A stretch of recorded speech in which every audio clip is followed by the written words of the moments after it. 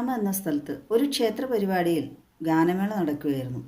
ഗാനമേള കേട്ട പ്രായഭേദമന്യേ ആർക്കാണെങ്കിലും ആവേശം മൂക്കും, പിന്നെ ഡാൻസൊക്കെ കളിക്കാൻ തോന്നും. അതിപ്പോൾ മദ്യപിച്ചാലില്ലെങ്കിലും അതെ. പ്രത്യേകിച്ച് ഇപ്പോൾ സോഷ്യൽ മീഡിയയുടെ കാലമാണ്. മിക്കവാറും തന്നെ പ്രായമായവരുടെ ഡാൻസ്, പാട്ട് ഇങ്ങനെയുള്ളതെല്ലാം വൈറലാവാറുണ്ട്. കൊല്ലത്തെ ആ ക്ഷേത്ര പരിപാടിക്കിടെ നിർഭാഗ്യവശാൽ വൈറലായത് ഒരു വൃദ്ധൻ്റെ ഡാൻസ് അല്ല. ഗാനമേളയ്ക്കിടെ ആവേശം മുത്ത് ഡാൻസ് കളിച്ച വൃദ്ധനെ ഗാനമേള കണ്ടുകൊണ്ടിരുന്ന ഒരാൾ കസേര എടുത്ത് മോന്തക്കിട്ടടിച്ചു. മൂക്കിൽ നിന്ന് രക്തം വന്നു. അദ്ദേഹം നിലത്ത് വീണു. 57 വയസ്സുള്ള ആക്രി പറക്കി ജീവിക്കുന്ന ബാലേന്ദ്രൻ എന്ന വൃദ്ധനാണ്. അദ്ദേഹം മദ്യപിച്ചിട്ടുണ്ടായിരുന്നു എന്നൊക്കെയാണ്. പക്ഷേ ആ വീഡിയോയിൽ എന്നെ അത്ഭുതപ്പെടുത്തിയ കാര്യം അതല്ല. അവിടെ എത്ര ആളുകൾ കൂടിയിരിക്കുന്നു. അവരാരും ആ വൃദ്ധനെ ശ്രദ്ധിച്ചില്ല. ആ കസേര കൊണ്ട് അയാൾ വീണ്ടും ആ വൃദ്ധനെ അടിക്കാൻ വേണ്ടി ഓങ്ങുന്നുണ്ട്. അന്നേരം അവരാരും പിടിച്ചു മാറ്റാൻ പോലും പോയില്ല. എന്ത് മരവാഴകളാണ് അവിടെ ഇരിക്കണമെന്നാണ് ഞാൻ ആലോചിച്ചത്. മനുഷ്യത്വം മരവിച്ച മനുഷ്യർ. അവിടെ ഇരിക്കുന്ന എന്തായാലും ഭൂരിപക്ഷം ആളുകളും ആ നാട്ടുകാർ തന്നെയായിരിക്കുമല്ലോ. ആ നാടിനെ കുറ്റം പറയുന്നതല്ല. എല്ലാ നാട്ടിലും ഉണ്ട് നല്ലതും ചീത്തയുമായ ആൾക്കാർ. വിവാദങ്ങളാകുന്ന പല സംഭവങ്ങളും നടക്കുന്നത് കൊല്ലത്താണ്. ആ പഴഞ്ചൊല്ല് മാറ്റി പറയേണ്ടി വരും. കൊടുത്താൽ കൊല്ലത്തും കിട്ടും എന്നുള്ളത് ഇപ്പോൾ കൊടുത്തില്ലെങ്കിലും കൊല്ലത്ത് കിട്ടും എന്നാക്കേണ്ടവർ. ആ വൃദ്ധനെ മർദ്ദിച്ചപ്പോൾ അവിടെ ക്ഷേത്രം ഭാരവാഹികളോ അല്ലെങ്കിൽ വോളണ്ടിയർമാരോ ഒന്നുമില്ലായിരുന്നോ? ആ കസേരയും കൊണ്ട് ഉപദ്രവിച്ച ആളെ പിടിച്ചു മാറ്റാനോ ഒന്നിനും.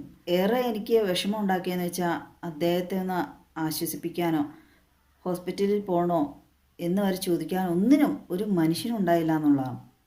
ഒന്ന് ഓർത്ത് നോക്കും. നമ്മുടെ വേണ്ടപ്പെട്ട ആർക്കെങ്കിലും ആണ് അങ്ങനെ സംഭവിക്കണമെങ്കിൽ നമ്മൾ വെറുതെ ഇരിക്കുമോ? അത്രയും സംഭവിച്ചിട്ടും ആ ഗാനമേള ആസ്വദിക്കാനുള്ള ആ മനുഷ്യരുടെ മനസ്സ് സമ്മതിക്കണം. കണ്ടില്ല എന്ന് വയ്ക്കാൻ പറ്റില്ല. ആ കസേരയും കൊണ്ട് അടിച്ച ആൾ വലിയ ഷോ കാണിക്കാൻ പോയതായിരിക്കും. ഇതുപോലെ ഒരു നിർധനായ വൃദ്ധൻ്റെ അടുത്തല്ലേ അയാളുടെ ഷോ നടക്കുള്ളൂ.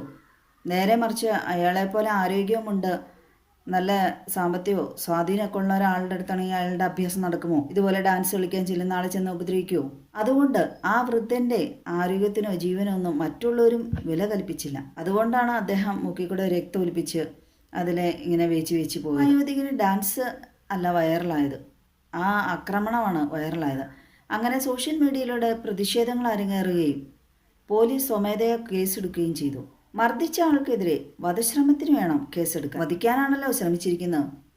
ഒരുപക്ഷെ ആ വൃദ്ധൻ അവിടെ വെച്ച് മരണപ്പെട്ടിരുന്നെങ്കിലും എന്നാലും അയാൾക്ക് എങ്ങനെ തൻ്റെ അപ്പൻ്റെ പ്രായമുള്ള ആളെ ഇത്രയും ക്രൂരമായി മർദ്ദിക്കാൻ തോന്നി? ആ വയോധികൻ ഡാൻസ് കളിക്കുക മാത്രമേ ചെയ്തിട്ടുള്ളൂ. അവിടെ ഇരുന്ന് വേറെ ആർക്കും ഒരു പരാതിയില്ല. ആരും മാറി നിൽക്കുക എന്നൊന്നും പറയുന്നില്ല. അദ്ദേഹത്തിൻ്റെ സന്തോഷം, അദ്ദേഹം ആനന്ദിക്കട്ടെ എന്ന് വിചാരിച്ച് ആരും അനങ്ങാതിരിക്കുകയാണ്.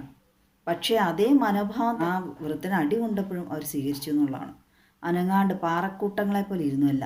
ഒരു കാരണവുമില്ലാതെ, ഒരു പ്രകോപനവും ഇല്ലാതെയാണ് ആ വയോധികനെ അയാൾ മർദ്ദിച്ചത്. ആ വൃദ്ധന് ശരീരത്തിന് വേദനയേക്കാൾ മനസ്സിന് വേദനയായിരിക്കും കൂടുതലായി ഉണ്ടായി കാണുക. പാവപ്പെട്ടവർക്ക് സന്തോഷിക്കാനോ ആനന്ദിക്കാനോ ഡാൻസ് ചെയ്യാനോ ഒന്നും പാടില്ല എന്നാണോ? ഇപ്പോൾ വേറെ വല്ലവരുണ്ടെങ്കിൽ അയാൾ അതുപോലെ ആക്രമിക്കുകയില്ലായിരുന്നു. അഥവാ ഇനിയിപ്പോൾ എന്തെങ്കിലും ആരെങ്കിലും ആക്രമിച്ചായിരുന്നെങ്കിൽ ഇപ്പം എന്തെല്ലാം പുകിലായിരുന്നേനെ, മാധ്യമങ്ങളിലൊക്കെ എന്തെല്ലാം ചർച്ചയായിരുന്നേനെ. അതൊന്നും ഇവിടെ കണ്ടില്ല.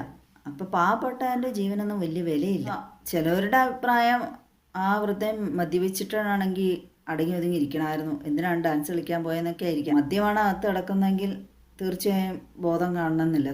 അഥവാ മദ്യമില്ലാതെ സുബോധത്തോടുകൂടി അദ്ദേഹം ഡാൻസ് കളിച്ചെങ്കിൽ അദ്ദേഹം കരുതി കാണും, അദ്ദേഹം ഒന്ന് തുടക്കം ഇടുമ്പോൾ ചിലപ്പോൾ മറ്റുള്ളവരും കൂടുമായിരിക്കാം. ഞാൻ ആലോചിക്കുകയാണ്, അവിടെ ഒഴിഞ്ഞ കസേര കിടന്നുകൊണ്ടാണ് അയാൾ അദ്ദേഹത്തെ ആക്രമിച്ചത്. അവിടെ ഒഴിഞ്ഞ കസേര ഇല്ലായിരുന്നെങ്കിൽ അയാൾ എങ്ങനെ ആക്രമിക്കുമായിരുന്നു? മറ്റെന്തെങ്കിലും രീതി ആക്രമിക്കാൻ അവലംബിച്ചായിരുന്നെങ്കിൽ ആ വൃദ്ധൻ ജീവനോടെ കാണുമായിരുന്നു.